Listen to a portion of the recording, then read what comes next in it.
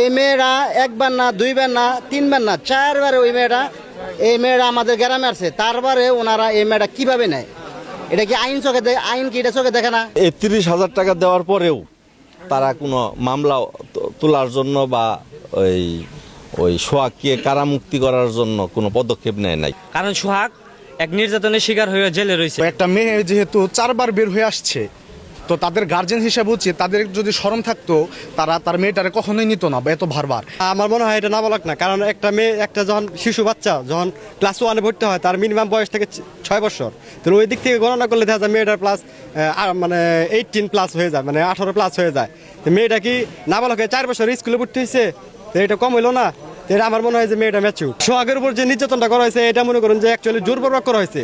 এটা মনে করেন যে মেয়ের নানির বাড়ির পক্ষ, মামার পক্ষ এরা একটু খুব প্রভাবশালী, ঠিক আছে। আর মেয়ের বাপে একটু প্রভাবশালী আর একটু গরিব, তো এই জন্য আর কি এটা মাইনে না, ওই পক্ষ থেকে মাইনে না।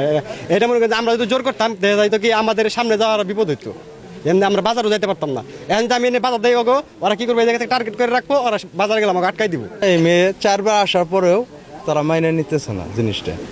কারণ একটা মেয়ে 4 বার আসা মানে এটার কিছু থাকার কিছু নাই, তার বোঝার কিছু নাই যে এই মেয়ে এই ছেলেকে ছাড়া বাঁচবো না। তার শরীরের গঠন থেকে তো মনে হয় না যে নাবালক, কারণ সে অলরেডি ইন্টার সেকেন্ড ইয়ারে পড়ে। সে কেমন ইন্টার সেকেন্ড ইয়ারে পড়লে সে নাবালক থাকে কিভাবে? ও আসলে অত্যন্ত একটা ভালো ছেলেই, আমরা সবাই জানি এতটুকুই। তো ওদের যে ঘটনা আসলে এটা খুব মর্মান্তিক ঘটনা, যেহেতু ওরা প্রেম ভালোবাসা করে বিয়ে শাদী করছে এবং কি কুট ম্যানেজে করছে। এখানে প্রমাণাদিও আছে। এখানে ওদের কিছু মায়মাতব্বর আছে, ওরা খুব প্রতাপশালী। এখানে আমাদের কিছু মায়মাতব্বর আছে, একটু হয়তো টন্য টাইপের হয়তো হতে পারে যে এরা মিট করে দিতে পারে না এখন তুই। এই ছেলেটাকে জলাজতাভাবে একে জেল খাটাইতেছে এদের ক্ষমতার লোভে। এই মেয়েরা একবার না, দুইবার না, তিনবার না, চারবারে এই মেয়েরা আমাদের গ্রামে আসছে। তারপরে ওনারা এই মেয়েটা কিভাবে নেয়? এটা কি আইন কি এটা চোখে দেখে না? আইন কি এটা বুঝে না? অবশ্যই বুঝে। এরা ক্ষমতার অপব্যবহার করতে আছে সোহাগের উপরে। তো আমরা অতি অবিলম্বে সোহাগের মুক্তি চাই। সোহাগের সাথে যে অন্যায়টা হয়েছে আমি আশা করি এটা অনেক খারাপ অন্যায় হয়েছে, কারণ ভালোবাসা এই জেনারেশনে সবাই করে। আমি মনে করতেছি যদি এই সোহাগের ভালোবাসা যদি সবাই খারাপ দেখে, তাহলে পৃথিবীর যতগুলো ভালোবাসা আছে সবই খারাপ। যদি এটা একপক্ষভাবে ধরে তাহলে আমি সোহাগেরটা মনে করি যে এটা হলো খারাপ। আর যদি যে বলে না ভালোবাসা খারাপ না, তাহলে ওরটা হলো রাইট। কারণ সোহাগ এক নির্যাতনের শিকার হয়ে জেলে রয়েছে। আমরা মনে করি যে সোহাগ আমাদের সাথে ছোটবেলা থেকে চলছে, আমরা তার কোনো রং কিচ্ছু পাই না, একদম সহজ সরল। তারা যা বলি তাই শুনছে, কোনো অকারেন্স কোনো কিচ্ছুতে আমরা ওই রকম দেখি নাই। ও ফ্যামিলির আশেপাশে মানে যে বয়সে লেখাপড়া করার বয়স, লেখাপড়ার পাশাপাশি সে তার ফ্যামিলির সাপোর্ট দিছে। সোহাগ হচ্ছে মূলত একজন সহজ সরল ছেলে। তার বাবা মাও সহজ সরল, বাট ওদের হচ্ছে একটু দারিদ্রতার সমস্যা। সো সেই হিসাবে যেহেতু ও ভালোবাসা করছে, তো এখানে ভালোবাসা করার পরে বোঝা যাচ্ছে যে সে হচ্ছে এখানে মানে গরিব আর বড় লোকের একটা তফাৎ হয়ে গেছে। মানে ওনারা ওদের গরিব চোখে দেখতেছে বলে তার মেয়েটা দিতে যাচ্ছে না। তো একটা মেয়ে যেহেতু 4 বার বের হয়ে আসছে, তো তাদের গার্জেন হিসেবে উচিত তাদের যদি শরম থাকতো তারা তার মেয়েটারে কখনোই নিত না এত বারবার। কারণ যে কারণে 4 বার এসে পড়ছে, তারপরেও আর মনে হয় না যে নেওয়া এটা উচিত তাদের। কিন্তু ওনারা তারপরে ওই রকম সোহাগের উপরে অন্যায় অবিচার করে জেলে দিয়া সোহাগরে তারপর ওনারা মেয়ে নিয়ে গেছে। তো এখন আবার পরবর্তীতে মেয়ে নাকি কোথায় চলে গেছে, মানে সোহাগের বাসার উদ্দেশ্যে হয়তো বের হয়েছে, হয়তো কোথাও চলে গেছে। ওনারা বলতেছে যে হচ্ছে মানে সোহাগের মা বাবার মানে পলায় রেখে দিছে। এখন সোহাগের মা বাবার কথা হচ্ছে যে আমার ছেলে যেহেতু জেলে, আমি ওই মেয়েটা দিয়ে কী করবো? তার ছেলে যেহেতু জেলে, তো সেই ক্ষেত্রে আমি মনে করতেছি এটা সোহাগের প্রতি মানে অনেক অন্যায় হচ্ছে। এই ছেলের বিরুদ্ধে কোনো অভিযোগ নাই কারো, আমার জানা মতে আমার নাই। আমি যতটুকু দেখেছি খুব ভালো একটা ছেলে। পর্যায়ে দেখেছেন সোহাগরে পুলিশ অ্যারেস্ট করে নিয়ে যাচ্ছে।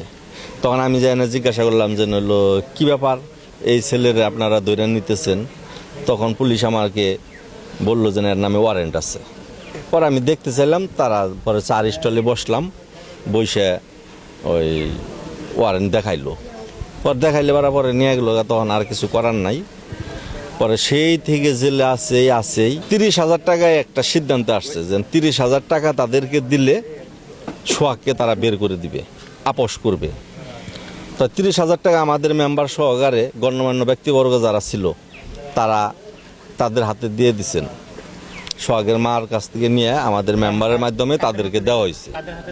তো এই 30,000 টাকা দেওয়ার পরেও তারা কোনো মামলা তোলার জন্য বা ওই ওই সোহাগকে কারামুক্তি করার জন্য কোনো পদক্ষেপ নেয় নাই। 30,000 টাকা নিল কে, মানে কার পক্ষ থেকে, কোন পক্ষকে? এটা মেয়ের পক্ষ নিয়েছে, আমাদের মেম্বার সহকারে যারা ওই সময় ছিল তাদের সাথে কথাবার্তা বইলা এটা 30,000 টাকায় মিট হয়েছিল। এই টাকাটা আমি যতটা জানি যে এটা ওই যে মেয়ের যে খালু তার কাছে নিয়ে দেওয়া হয়েছে আমাদের শরীফ মেম্বারের মাধ্যমে।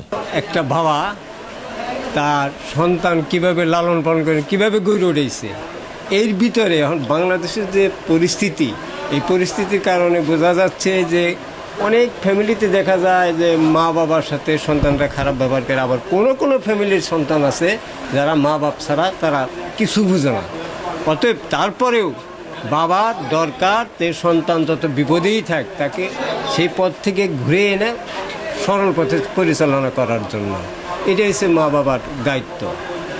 কিন্তু সন্তান যখন নিজে নিজে একটা সিদ্ধান্ত নেয় যে এই ভালোটা আমার, এটা করলে আমি ভালো থাকবো, এইটা করলে আমি ভালোভাবে চলবো, তখন কি বাবা আমার কি দায়িত্ব? সন্তানের সেই কথাটা কি গুরুত্ব দেওয়ার দরকার কি দরকার?